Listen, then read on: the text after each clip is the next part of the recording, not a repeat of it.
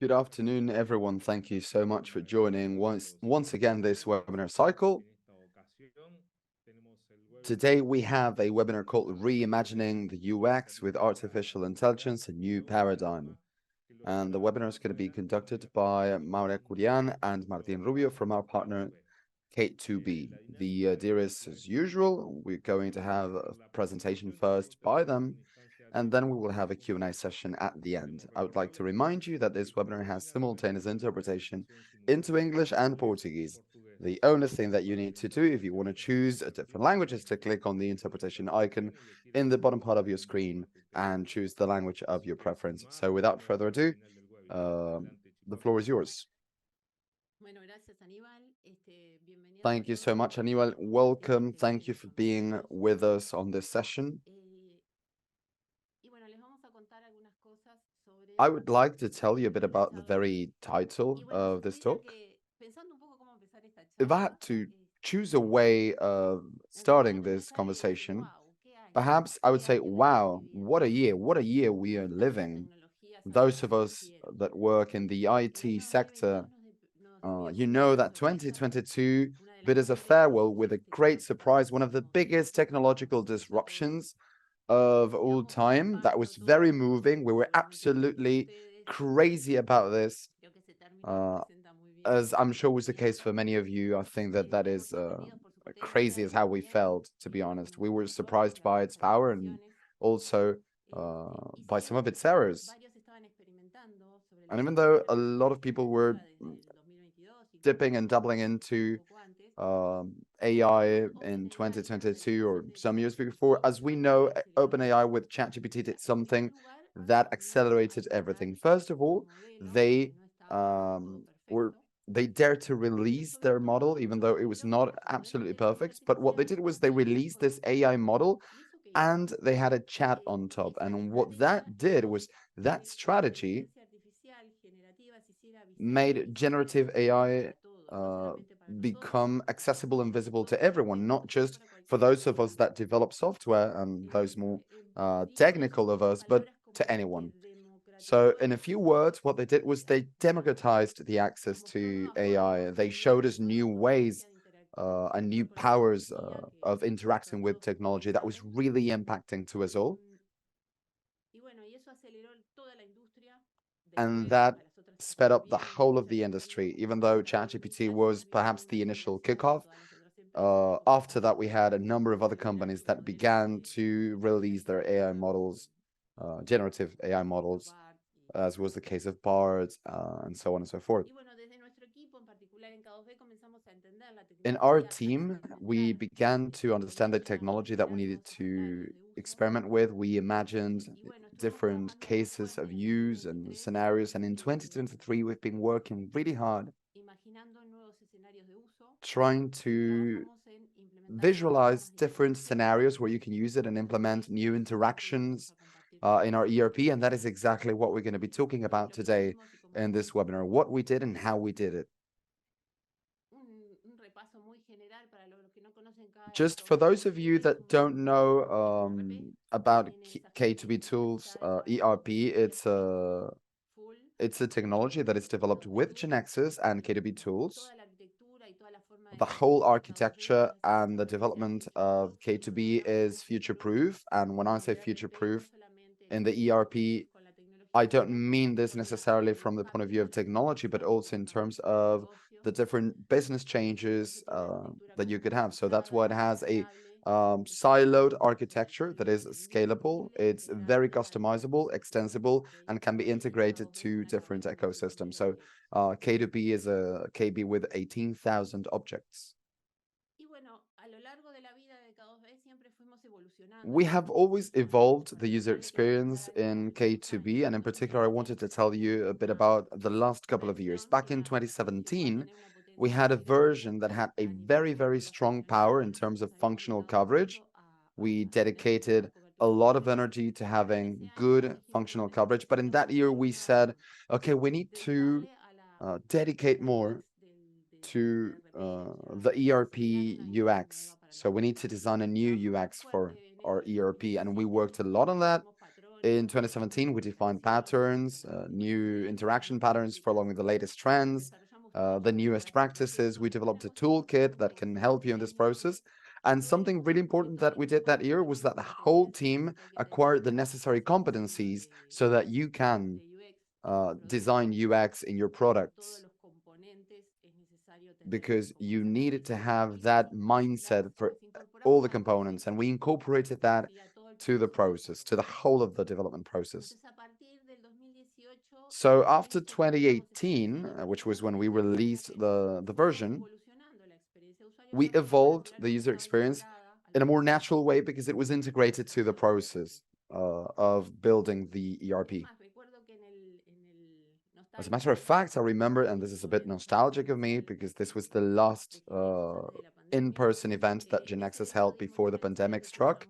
On that event, in that event, we delivered a talk that was called UX Design: The Evolution, because we wanted to share our latest experiences and lessons learned, and how we had evolved the ERP's UX, how it had changed after 2018. If we had followed the same naming pattern, this talk then should be called UX Design: The Revolution instead of the evolution, because we are facing a disruptive technological change, as you well know, that is changing so many things. In particular for UX, there is a change in paradigm.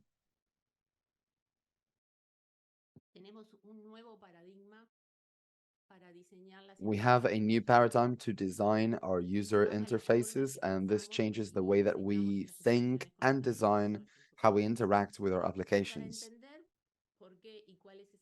And to understand more about this paradigm change, I'm gonna take a look at the leading personalities of UX evolution in computing.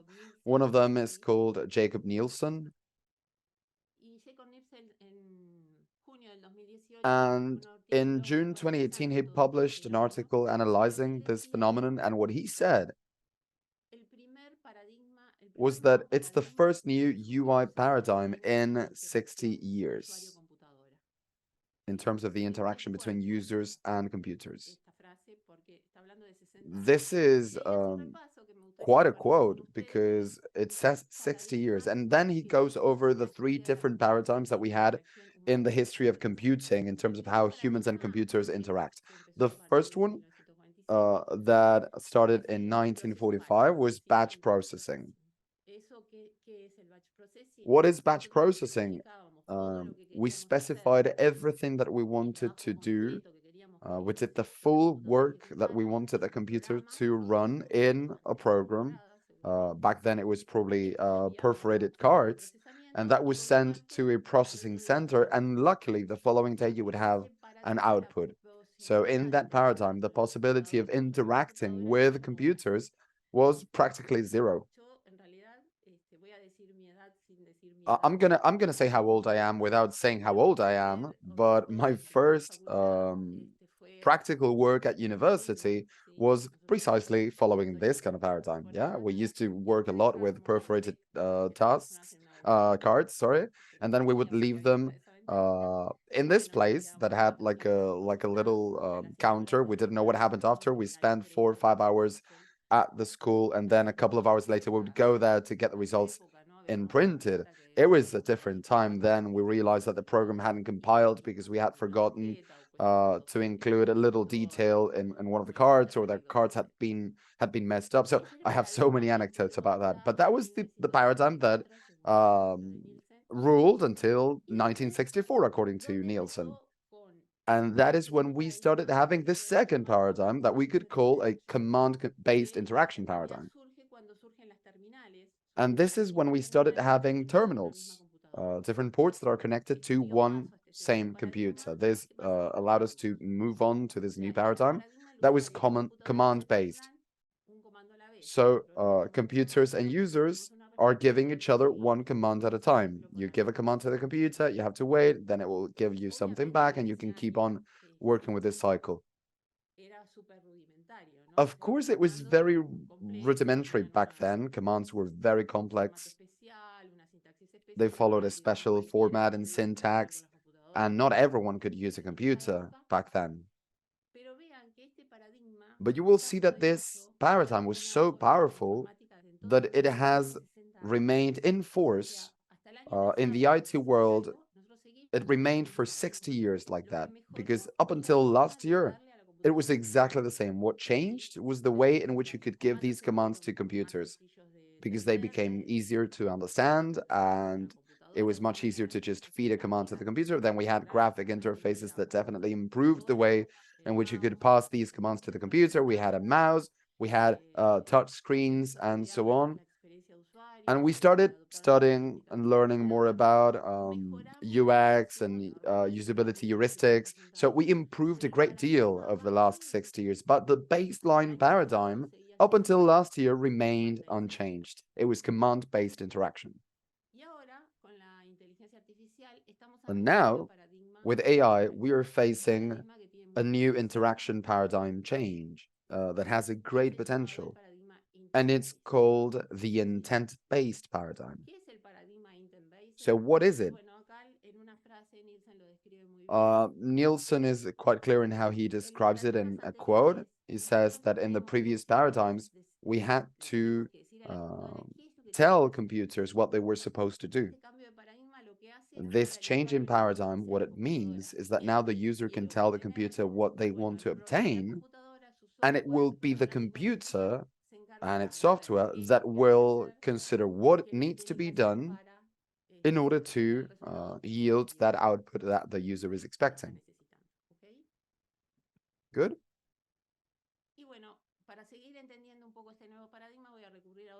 So to understand this paradigm, I'm going to quote another great UX personality, Don Norman.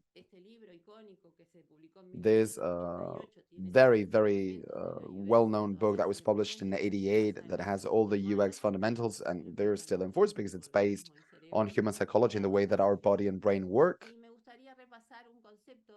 And I would like to go over a concept that he discusses, which is the two chasms or abysses that we have when we interact with technology.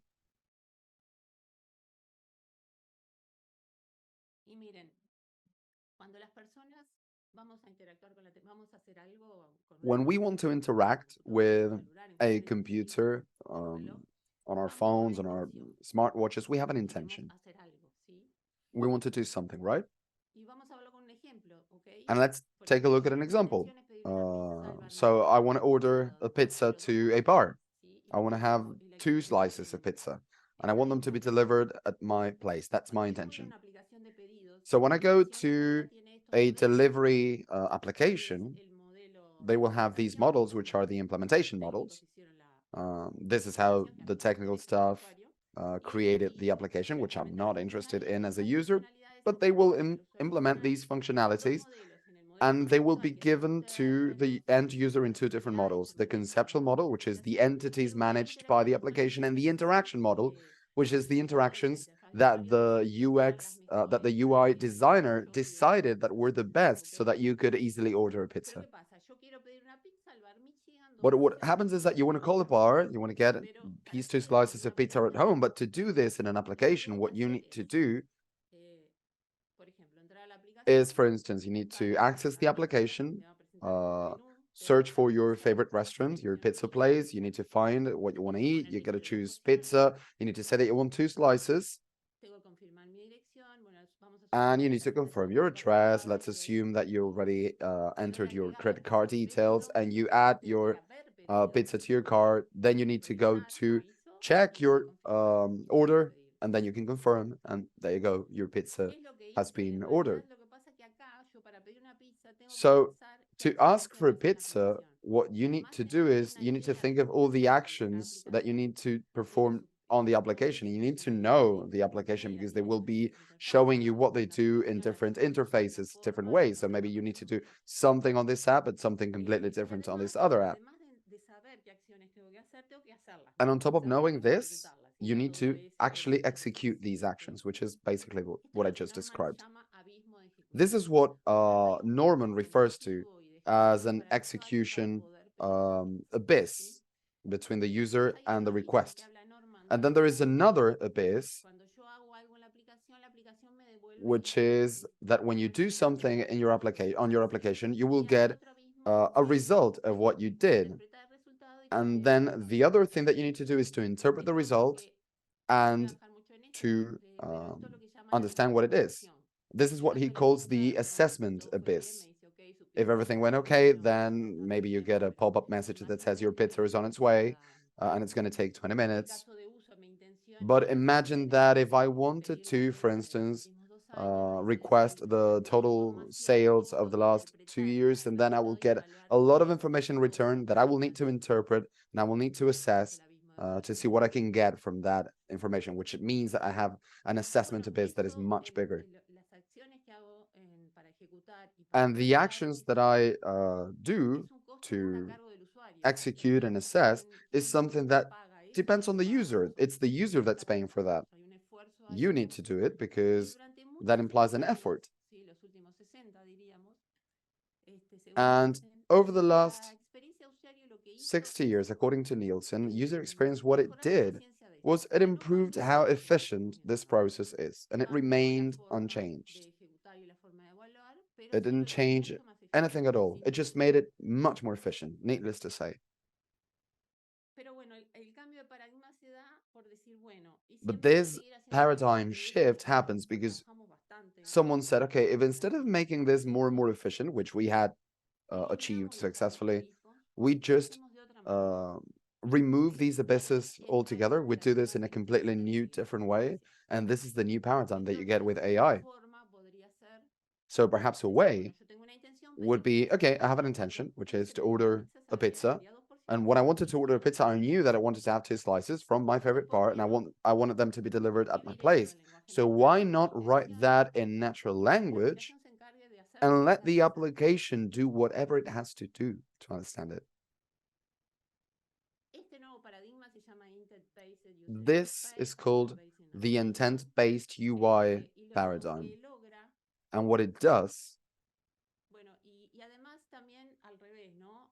sorry, and also the other way around, right? So we wouldn't be absolutely removing, but we would be uh, bridging the gap to a large extent that when you do something, instead of giving you the information for you to just like try to manage it, it will give me some conclusions or provide me with assistance so that I can assess and I can read through that information.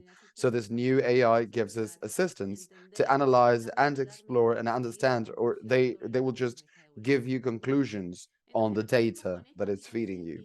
So what we did with this is that the cost that used to be on the user side, on the client side, because they had to specify and assess afterwards, that is devolved to the application. And it's a smaller cost for the users, but it's going to be much easier for people to use. And with K2B following this evolution in 2023,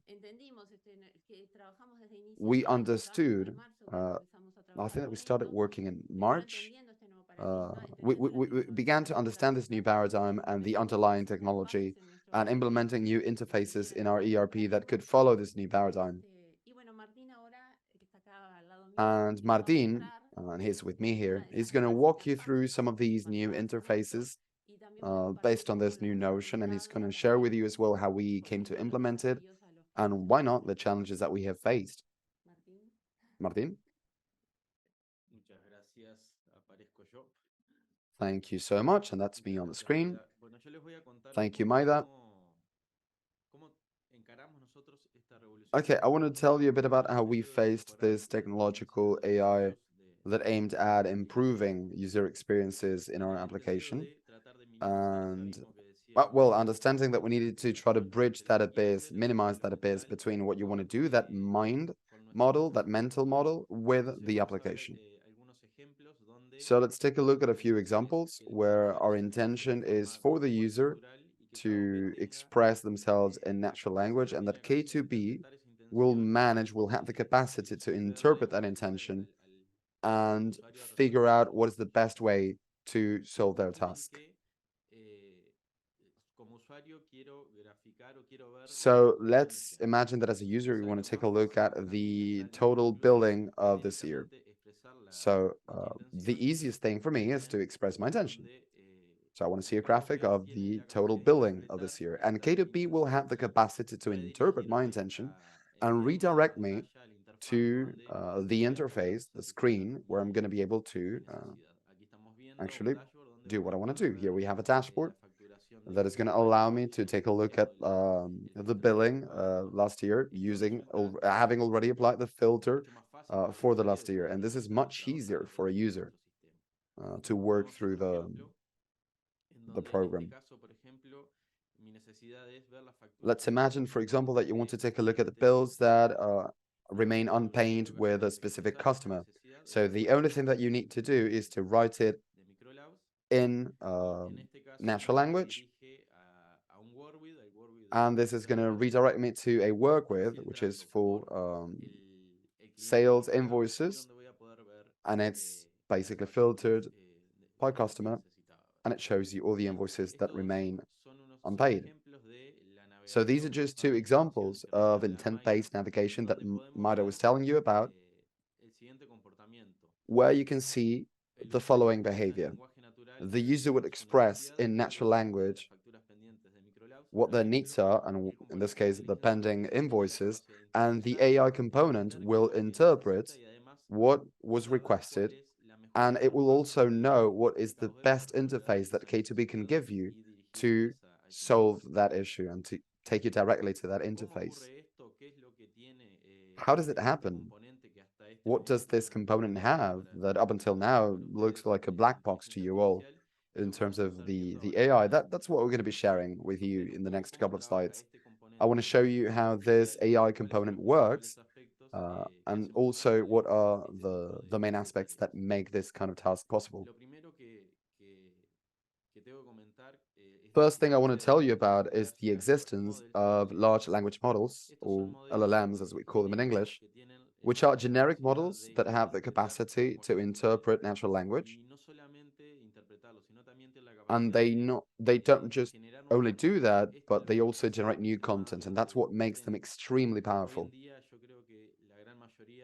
I think that nowadays the vast majority, if not everyone, must have heard about, and many of you must be using ChatGPT or assistants of the likes or Bard, you name it.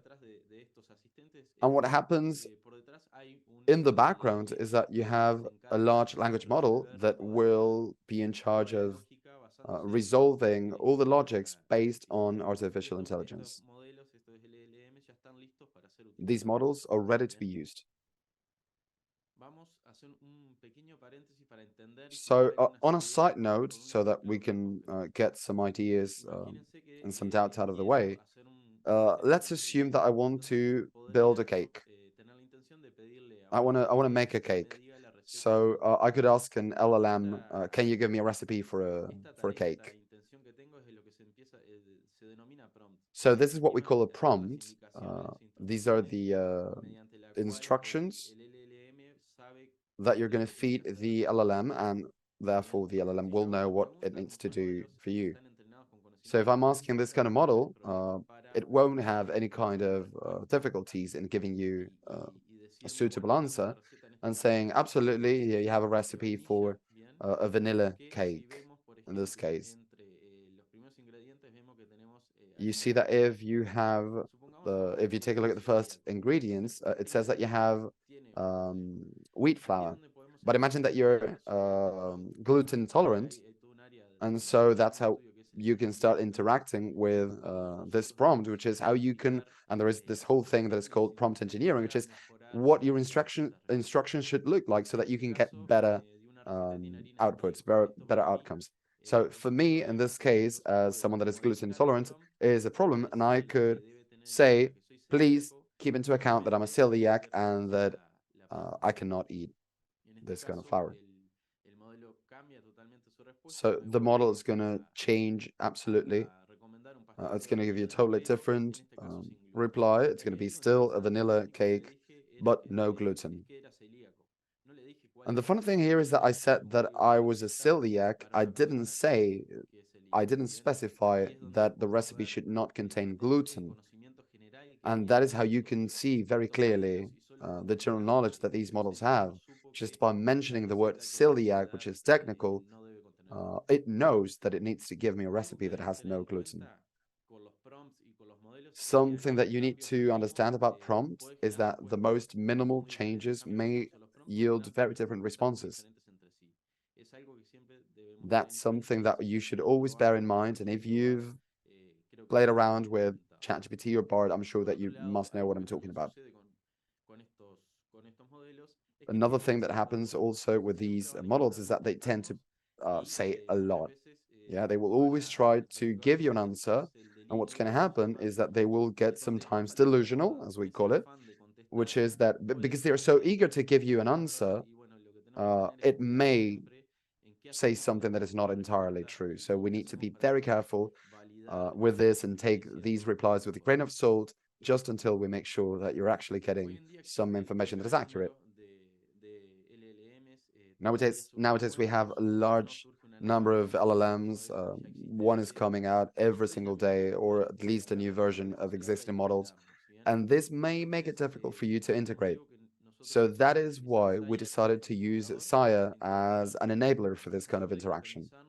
It's helping us to become more independent. And if I may, we could even forget about what model we're using. It's going to help you through use management, associated expenses, and so on. Models do have a cost, which tends to be very low, but it's important to be able to manage them in a good way. So we know that behind this K2B AI component, we have large language models, and now we need to understand how from a question we can get to an interface that's going to be doing what you want to do. First thing that could come to mind is, okay, let's just write that intention, that question to the model, and then I'm sure that the model is going to give me what I want, and probably it's going to be very adamant in what it says. But that answer that you're going to get, that reply you're going to get, it's not going to be that valuable because it has no context. So the context that's missing is to say that we are in an ERP, that we are using the K2B ERP. We're not saying uh, we're not talking about the capabilities or the capacities of K2B, but you need the K2B context that's going to allow the model to speak that K2B language that you're looking for. So it's going to manage to combine the previous experience of what it has about ERPs with the specific knowledge that you can get with K2B. So let's take a look at this context. It can be seen as two main components, where on the one hand you have the task description, which is basically going to be the instructions that you're going to feed the model in terms of what you want to do. So for instance, you could say, I want you to be my ERP assistant. We can say that we're going to pass it a user intention, and in my ERP, I need to get the best or the most appropriate interface to do what I want to do. And at the same time, you can specify how you want the reply to be. So you could be asking, for example, a JSON format, which is so easy to manage in GeneXus, and also as part of the task in the prompt, you can say that you want to get in as a reply a JSON format. The other important component is the semantic model. What this is going to do is basically describe your ERP. What does it include? What is it? So it needs to say what K2B is, which is an ERP, what entities are managed, and what actions you can perform in each entity. So it also needs to describe the interfaces that you have. So what tasks or actions can take place. For example, when you're working with a work with, you need to say to what entity it applies, what filters that work with has, what data are going to be visible, or what actions are going to be taking if you can, for example, export to Excel or not. So you need to generate this semantic model. The thing is, how can you get the semantic model for your reality? The first way that you could have is to get it in a more manual way, a very artisanal kind of work. And this is extremely expensive to obtain. And once you get it, it's also expensive to maintain. So every single time that you evolve, you're going to have to regenerate that semantic model. So we needed to find a way to do this in the most automated way as possible, something that could be repeated, something that could be included in our development process. So thinking of where we could get this from, we realized that in our KB, we have a lot of that semantic model. And why in this GeneXus knowledge base? Because we have the transactions, the attributes, and the relations. We have the dominions, the interfaces, and what you can do, what actions you can perform in each interface, what the interactions are, the menu. And because you're using the patterns that you get with K2BTools, we realized that it has much of the information that you would need for your semantic model. That's why K2BTools developed a tool, the model extractor, that based on the KB can get that semantic model that you're looking to have so that you can use it in your AI. Once you get your first semantic models, we started trying things out, but we realized that something was missing because not everything, not the whole of your business reality is materialized in your KB. So we were still missing the semantics, the semantic descriptions. There are some business descriptions that are not that do not appear in the KB. For example, when we saw the kind of questions that we could be asked by a user, we realized that many times users use synonyms or abbreviations. For example, they call OC when you have a purchase order, they call them POs, and that is not in your KB. And it also may happen with the status of the different events. They are defined as dominions, which is a fixed value, and we need to have a semantic description that would help an AI model to interpret exactly what a certain value of a certain status means.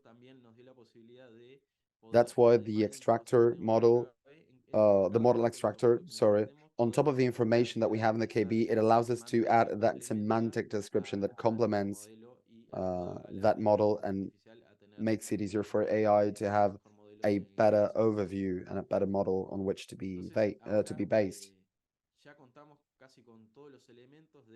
So now we have almost every element of the context that we needed, and it was time that we started trying these different responses. So we thought, how can we really measure the quality of what we're getting as an outcome, as an output from these LLMs? So we asked ourselves, how can we test a solution?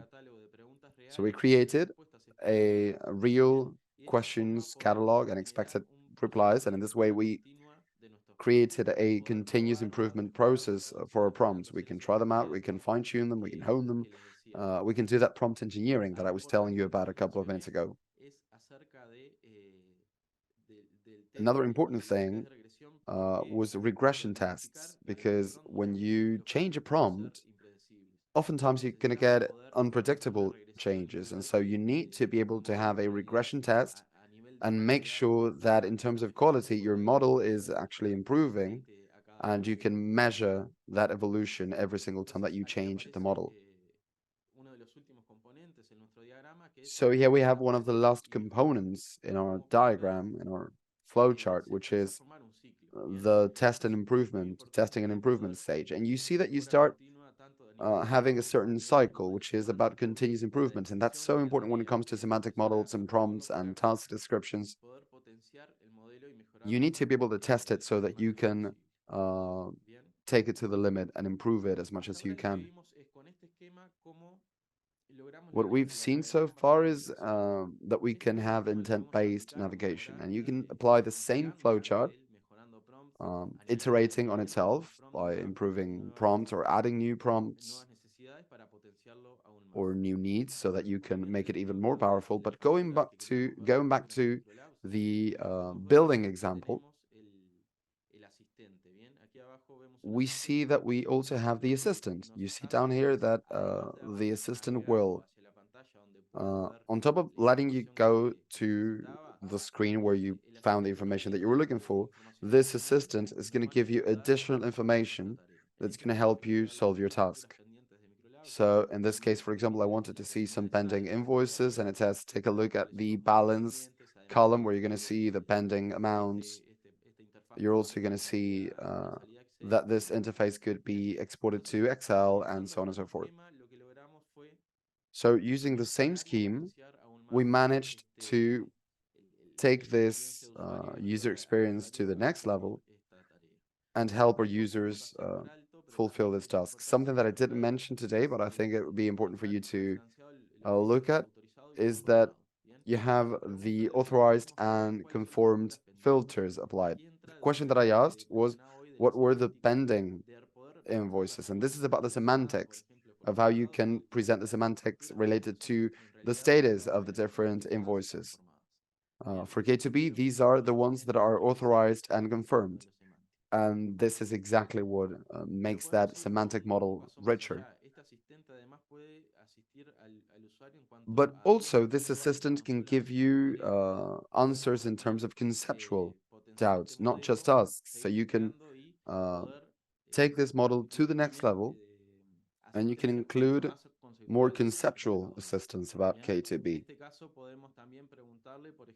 In this case, you could ask it, what does it mean when you say, for example, conformed, which is that status, that filter that appears applied. And something's different is going to happen, which is that it's going to give me a conceptual definition. It says that when it appears as status conformed in invoice, it means that the commercial document has been included in one or more payment um, confirmations. So it gives you the possibility to automatically navigate through the official documentation that you have in K2B in your wiki so that you can delve into this if you want to understand more about what that means, and you can do some official documentation research. So it's the same scheme that is helping you to create a constantly better model.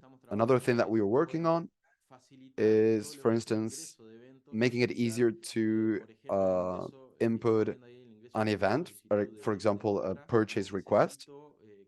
You say, I need to buy two 24-inch screens, and it will automatically take you to the start screen with as many details as you can. And that's how you can, for example, ask for your two slices of pizza, right? Two slices were there? Yeah. Okay, so that is going to make it much easier.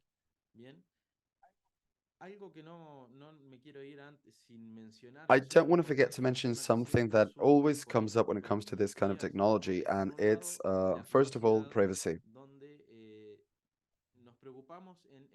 We are really concerned about the kind of information that we are exposing, and as we saw in the diagram, the only kind of data exposure that you're getting is the semantic model that K2B has, and the question, the prompt that the user gives. We are never exposing any kind of database details when it comes to our customers, and that's extremely important when it comes to privacy. The other very important concept is security, where the assistant is not automatically executing tasks, but what it's doing is it's helping you to process a request, but it's not going to, for example, confirm an order or execute a payment. It's just going to help you, and that is extremely important when it comes to security. And because you're using the GeneXus suite, you have the standard GAM security, and even though you may try to take a look at the whole annual billing, if you don't have the corresponding permits to see that interface, you will not get it. So you can be absolutely certain that security will be there, given to you by GAM. So just to wrap up, I wanted to perhaps uh, help you become aware of the opportunity that we have nowadays to generate new kinds of iterations in our applications and revolutionize what we are used to in terms of the systems that we generate. And this is also an opportunity, but at the same time, an obligation, because nowadays, the vast majority of people are used to or will get used to using more and more things like ChatGPT and this kind of tools that are using and leveraging AI to solve their tasks in a very straightforward, frictionless way. And they will be expecting that from our application. So we need to work on this. Nowadays, it's still constantly evolving. I would say that it's the hottest topic at the moment, and we are learning about it. So it's important to generate that kind of synergy where we share what we have learned. Um, that's definitely going to help us generate those future applications. I don't think that's going to be way into the future. I think it's going to be very, very soon, where we're going to be mixing traditional interactions, such as the kind of interaction that I just showed you with the demo. So that's what we wanted to share with you. I sincerely hope that you got something out of this. I'm sorry about those technical problems, but well, that's what happens when you're live. Muchas gracias, Martín. Thank you so much, Martin and Compañeros, Maida. bueno, tenemos aquí algunas Here we have preguntas. some Vamos a questions, ir tirándolas and por I'm ahí. going to Los be que quieran hacer mentioning them all one by pueden one. habilitar el micrófono And if you y want to ask decir any que questions, please open your levanten la microphones. mano Feel y free, just raise your paso hands, a and I will habilitar el give you micrófono. the floor. Voy con algunas preguntas que ya So, nos some of the han questions that we got. hecho. This semantic model, what shape does it have? Is it a number of, is it a group of phrases in natural language, or is it something more structured? Okay, it's a good question. The semantic model, the first thing that you have is a structured model that makes it easier for you to then move to that model that I can't remember exactly how this person said it, but will allow you to generate sentences. But it ends up being natural language, though it has a previous stage that also gives us the chance to improve in that sense. Yes, it's natural language, but it's not that unstoppable, perhaps. Yeah, something to keep in mind is that you need to be specific in terms of your semantic model. So you can't beat too much around the bush, to put it in clear terms. You need to be as much as specific as you can. Bien, por acá tengo una pregunta de un asistente que dice, ¿cómo sería el Okay, another flujo question. del What would the manejo? O flow sea, ¿cómo sería? El usuario be hace una like in this case? It would be pregunta, like user asks entra un decorado, a hace una question, you pregunta, get se the consulta el decorated prompt, LLM then y después you go to the el LLM LLM, nos da un then mensaje what? The LLM gives you a URL, lugar an y action to luego be hasta que executed. el How LLM do you get saca to todo el the contenido LLM en la output pantalla. to the shortcut that is the report on the screen? Okay, so on the prompt, you're going to ask for it to give you a JSON structure, which you know, and then it's going to give you the name of the interface that you need to go to. But yeah, basically that's it. Yeah, and it's going to give you the URL too. ¿Cómo tratan el Okay, how do you contenido con manage tokens? the LLM's training cost? That's pre-trained. We don't need to train it. That's the beauty of using this kind of models. They are pre-trained models that they have already been given a huge capacity to generate content, and what you need to do is give it that context, which is that K2B context, so that based on that information that it already has, plus the context that you're feeding it, it will give you exactly what you want. ¿Pero hay un costo de entrenamiento del contexto? But is there a cost ¿Hay un costo de to entrenamiento del train that contexto? No. context? No. This very low cost that I mentioned, and you can see this if you go to OpenAI, it's per token in every message that you're sending it. But every time that you're saying, okay, this is my intention and this is my K2B context, that is one call, and it's going to be a price per token. But there isn't any kind of like prior heavy pre-processing cost that we could have seen perhaps a couple of years ago before these LLMs were available. Tengo otra pregunta. ¿Cómo se integra con Okay, I have JDE another en question. How do Oracle? you integrate it with the JDE in ¿Cómo se Oracle? integra con JDE de Oracle? I'm sorry, I'm not following. What is it? Oracle. JDE of Oracle. What is that Juego, JDE? supongo que debe ser. J.D. Edwards, supongo que I debe don't know what ser. that is. I'm sorry. Sí, en realidad Um, no sé, no entendí. GD Edwards, el oh, RP. is that the ERP? Supongo que es eso, Ah, ¿no? bien. Okay. Ok. No, a ver, nosotros estamos integrando We are el Power integrating BI. the O sea, K2B no to estamos, this. no estamos haciendo el So componente que the traen es component that como we are motor releasing is para for ver si K2B, not for Perfecto. JDE. Ok, Yeah. o sea, perfecto. sí se puede usar, So sí se podría usar para a we cualquier could use it for aplicación any application that was desarrollada en developed GeneXus. using Pero GeneXus, bueno, ahí hay trabajo que but there's hacer a lot of porque hay que work to entrenar be el modelo done in that semántico case y hay because que you need to entrenar el generate the prompt y hay semantic que model and you need to estudiar la fine tune the respuesta, prompt, empezar you la need to test regresión, o sea, the responses and do the regression testing Perfecto. and so esa on. Por estuvo ahí, la respuesta. perfecto. Por ahí tengo a Armando Okay, I Cardoso. have Armando Cardoso. He Hola, raised his Armando. hand. I don't know if Armando, you want to say something? Armando, te habilité el Your micrófono, a ver si puedas microphone hablar. is ready for you to open it. Tengo por acá Okay, el another question then. semántico es The una semantic biblioteca model, basada en metonimos, what ¿no? would, okay, yeah, we answered this. It's about how it works.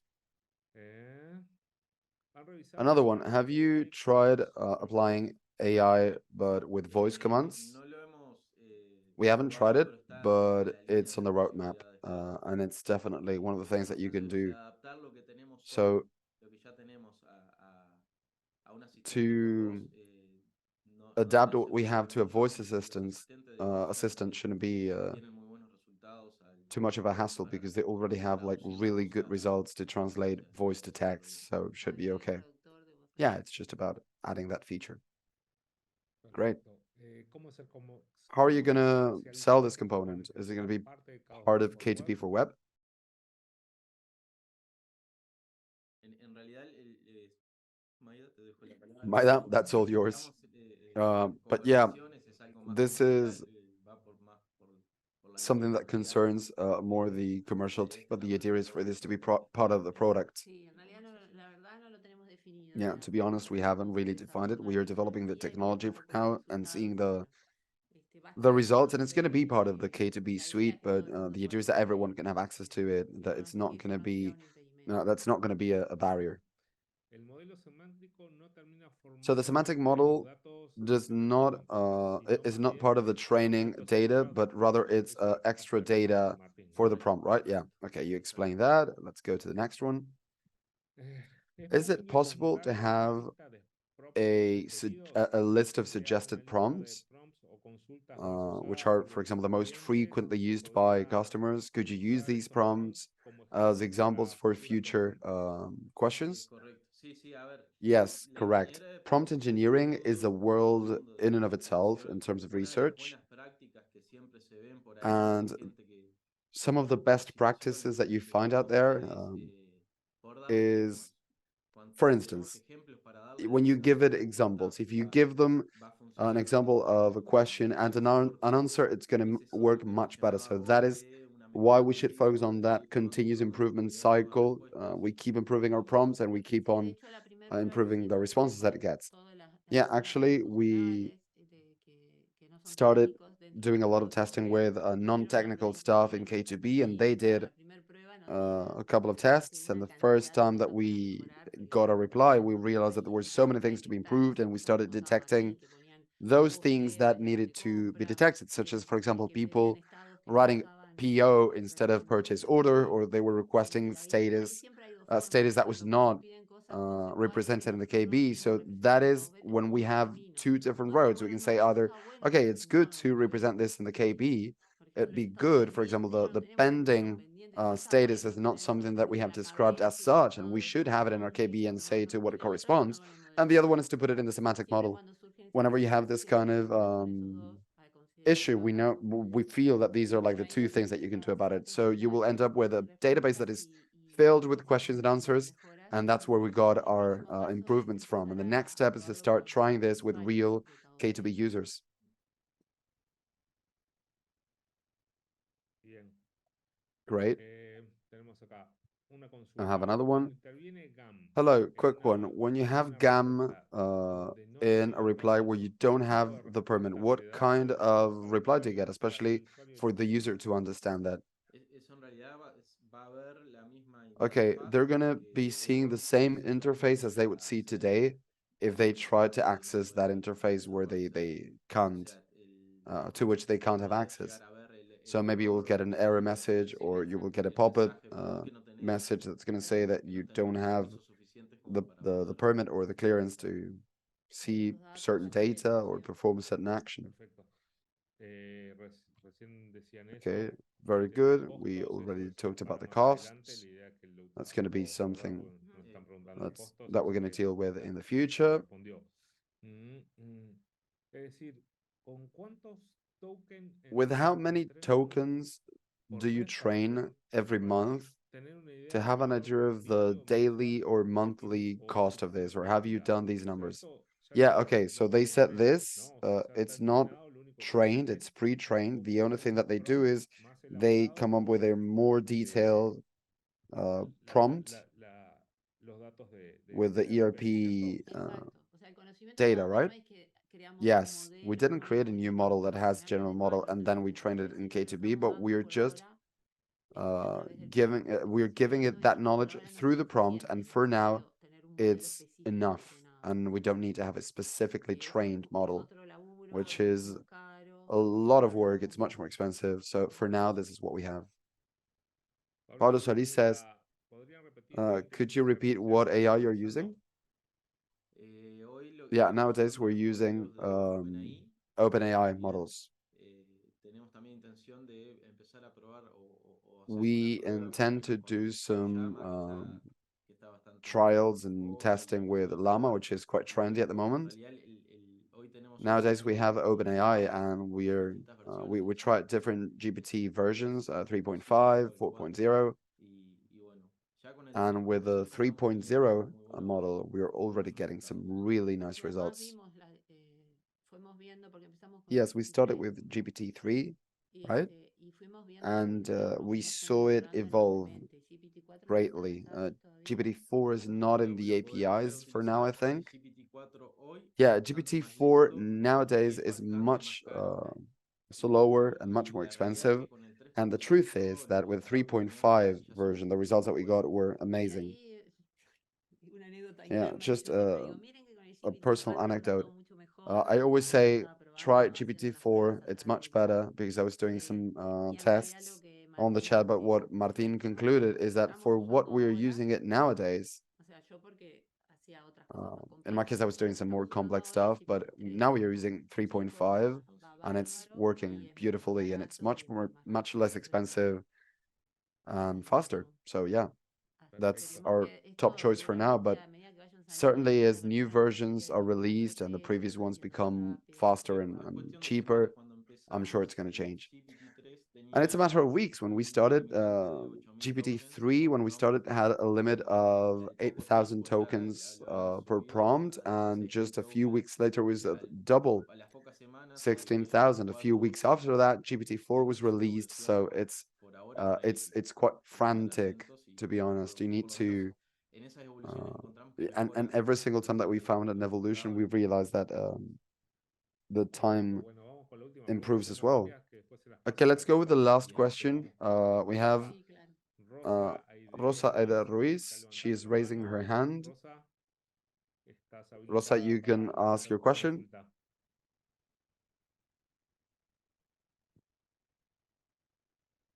Te escuchamos, Rosa. Rosa, we hear you.